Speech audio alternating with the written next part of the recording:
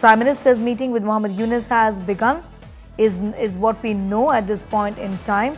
This comes amid tensions between both the countries, in fact, growing tensions, so to speak, as far as the latest from Bangladesh vis-a-vis the comments made by Modi-Yunus is concerned on the northeastern part of the country, which Bangladesh has clarified as something that was misread or misunderstood. Pictures are of Prime Minister Narendra Modi meeting with Modi-Yunus is what we can tell our viewers. These are pictures just coming in. The Prime Minister, just before, in fact, leaving for Bangkok, had spoken about the fact that he would be meeting the leaders of the BIMSTEC countries to discuss ways for strengthening collaboration and keeping the interest of people in mind. Expected to be more generic than anything else. I'm going to go across to my colleague from India Today Global, Shashank Mattu, for more on that as well. Shashank, take us through at least what you're picking up vis-a-vis your sources on what are the issues that India is expected to raise at this meeting. Understood. I think that the Indian side is going to raise a number of questions, some of which have been part of its foreign policy for the last couple of months. First is, of course, the attacks on minorities in Bangladesh. This is something that India has raised with a great deal of concern, and India will want some assurances to understand what the government of Modi-Yunus is doing to make sure that there is a law and order. I think India will also look to understand what Modi-Yunus's plans are for Bangladesh. Yunus has said very clearly that he wants to hold elections soon so that a new government can come in. Remember, this is just an interim government that is in power right now. India will want to understand his plans for that. India will also want to understand and raise its concerns about Bangladesh's overtures to Pakistan and China, which it has been making with increasing frequency. Remember, Yunus is just coming out of a meeting in China. You mentioned those comments that he made about India's northeastern states, about working more closely with China. Those were comments made in China. And of course, that has raised a lot of concern within India. On the Bangladesh side, what we know very clearly is that Bangladesh has requested this meeting. It was the Bangladeshi side that requested this meeting, and they are seeing this as a way to reduce tensions between India and Bangladesh. That is their big takeaway from this. They want to convey their concerns regarding some questions like border security, which have caused tensions in the past couple of months. India will raise its concerns. Both sides will put their cards on the table. Frankly, basically understand why there have been such tensions in the bilateral relationship, and hopefully come to some sort of resolution that allows for a stable relationship as the months and years go on. Shashank, I also want to ask you to tell us a little about how India is looking at the statement of Dhaka saying that the comments regarding northeastern part of the country, which were recently made and stirred up such a storm, were misunderstood, were misread, is what Dhaka said. How does India look at it? Well, we can infer a lot from the fact that the Indian government did not, of course, formally put out a statement on this particular issue. It has maintained a policy of patience with the government of Modi-Yunus, and that is what we're seeing, that the government continues to maintain its policy of patience. But of course, the sense we're also getting is that, look, the government cannot have been too pleased by the fact that this was a statement that was being made in China while Modi-Yunus was there. India has concerns about Bangladesh's relationship with China, and of course, trying to say, therefore, that India's northeast as well as Bangladesh should work for a closer economic connectivity corridor with the Chinese. When India has its concerns about Chinese activities in the northeast, also its activities in South Asia more generally, was definitely seen as it was something that raised definitely a lot of eyebrows. So definitely, I think that it highlighted really the problem that we've been having with the Yunus administration, which is that for the last 15 years, while Sheikh Hasina was in power, there was a very, very pro-India policy broadly followed by the Bangladesh government. Now, the driving impulse of Modi-Yunus's government is that we want to reduce our dependence on India. We want to work more closely with China, Pakistan, and other regional countries. That's very much the focus of the Yunus administration. It's a big adjustment for India to make. It's a big adjustment for Bangladesh to make as well. And it has caused that strategic distrust to creep back into the relationship, which will now need to be addressed in this meeting between Prime Minister Modi and Modi-Yunus. So, Shashank, I'm coming back to you. These comments, Pooja, from on the part of Bangladesh obviously has made many in India upset, and they've been, there's so much commentary around it. Dhaka has explained that it was misread, but here it's playing out in a different way and not really helping the situation that, both the countries have found themselves in, given the ouster of Sheikh Hasina. Sneha, let's just look at these images and try and analyze them. The first meeting between Modi-Yunus, who's heading the interim government in Bangladesh, and Indian Prime Minister Narendra Modi. What does the body language say? Let's just compare this to the images when Prime Minister Modi met Donald Trump. There was an immediate hug, handshake, smiles. Here you can see that there is a slight distance. You see a smiling Modi-Yunus, but you also see, while Prime Minister Modi in turn also smiling, there's a handshake. But there is a certain distance, a certain apprehensive attitude also that is coming in with regard to how clearly there have been tensions between New Delhi and Dhaka. This meeting on the sidelines signifies that India, Bangladesh want to sit together. They have shared history. They want to take this ahead. But there are also a lot of concerns, from Sheikh Hasina to attacks on Hindus, on which India has responded. Then his comment on China. And let's be clear, what is the BIMSTEC Summit really about? It is literally about the Bay of Bengal initiative for multi-sectoral technical and economic cooperation.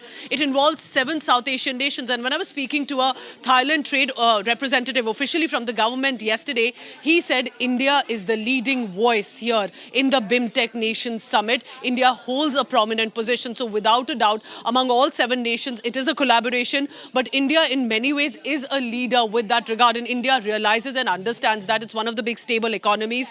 And therefore, this meeting is very significant. The details are still sketchy. The clarity coming in a while about what exactly was discussed. But I think if you compare how Prime Minister Modi has interacted with any of the leaders, including from Europe, whether it has been Emmanuel Macron, whether it has been Georgia Meloni, any leader that he has been perhaps more friendly with, compare that to Modi-Yunus, a very official photo op, but nevertheless a beginning that since August 2024, since Yunus government came in, the first meeting happening there. Over to you, Sneha. All right, be with us, Pooja. In fact, I'm just going to also bring in our colleague Indrajit Kundu for more on that. Indrajit, talk to us about how this is playing out, specifically in the backdrop of the comments that have been made by Modi-Yunus vis-a-vis the northeastern part of the country. Also on what really is on top of India's agenda, given the, equation between both the countries, both the leaders, vis-a-vis just so many developments over the last few weeks or so, isn't it? Well, that's right, Sneha. Very, very significant and crucial, images coming in from Bangkok. Remember, we are talking about India and Bangladesh relations, 2 very friendly countries. In fact, a neighboring country where India plays role in its very formation, Bangladesh. And the relationship has soured over the past 8 months, ever since regime change. Now, Modi-Yunus is the chief advisor to an interim government in Bangladesh. And therefore, India was treading cautiously. We've seen how, the foreign secretary went to Bangladesh and held, bilateral meetings with his counterpart in Dhaka. But India was insisting that Bangladesh was insisting that there should be a meeting between Modi-Yunus and Prime Minister Modi. There were several occasions. They could have met on the sidelines of the UNGA summit in New York, but that did not happen. Bangladesh was extremely eager. In fact, just a few days back, Modi-Yunus went to China. That was his first official visit as the chief of Bangladesh right now.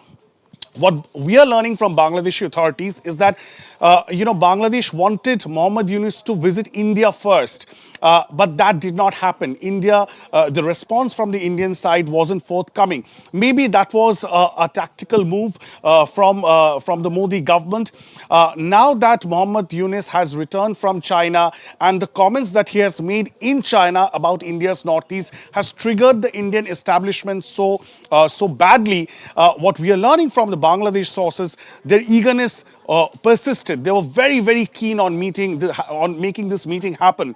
And finally, the Indian authorities agreed. Prime Minister Modi agreed to see in person Modi-Yunus. We saw the visual yesterday where Modi-Yunus was sitting on the left-hand side of Prime Minister Modi at the official dinner hosted by the Thai Prime Minister. And we were trying to read the body languages over the last 24 hours and all through last night. There were hectic parleys that were on, and the Bangladeshi administration were really hoping that India will accept this offer for a meeting, and there would be some amount of bilateral direct talks at the very top level between Modi-Yunus and Prime Minister Modi. There are so many issues on the table, Sneha. We've seen over the past 8 months, ever since Sheikh Hasina's ouster, Bangladesh writing formally to India and opposing Sheikh Hasina being given shelter. They have also written to India, in order to extradite Sheikh Hasina back to Bangladesh. India has written to Bangladesh officially explaining and also expressing its concerns about the safety and security of the minority Hindu community, especially in the backdrop of Chinmay Krishnadas, the ISKCON monk who is still in incarceration in Bangladesh. So there are several issues. There have been DG round talks between the BSF and the border guards Bangladesh just a few weeks back in New Delhi. So, after the initial phase of regime change, it took some time for the Indian administration to decide how to react to the regime change in Bangladesh. They were treading with caution. What we are given to understand from the Indian establishment is that initially, they felt that Modi-Yunus's, the mandate that he has is very limited. It's an interim government. It is not an elected government. And his mandate is to hold a free and fair elections in Bangladesh as soon as possible. Now, Modi-Yunus, just a few days back, during Bangladesh's Independence Day in March last month, he addressed the nation and he said an election is going to take place in Bangladesh in a time frame between December this year and June next year. So there is pressure mounting on the interim administration in Bangladesh amid a lot of crises, amid an economic crisis that is unfolding. There is law and order situation in Bangladesh. A lot of people are talking about rising crimes. So in Bangladesh in a state of flux right now. In that backdrop, the souring relations with India, with calling back their missions from Calcutta and from Agartala. There were protests outside the missions in Calcutta and Agartala.